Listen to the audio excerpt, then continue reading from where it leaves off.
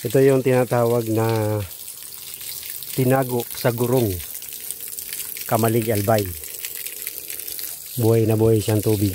Ito yung kauna-unahan na ginawa nilang pagkukuhanan ng tubig. Kawayan lamang po ang gamit. Meron po ito ron na buhay na tubig na dumadaloy pababa. Kaya tuloy-tuloy po yung daloy niya.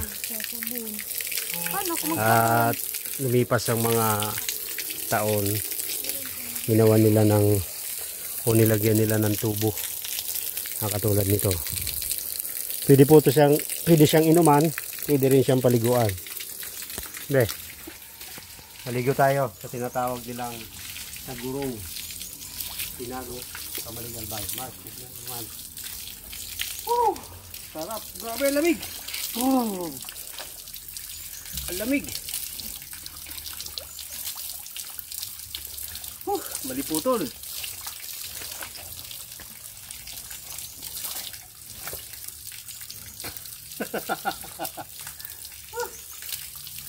Sarap, grabe.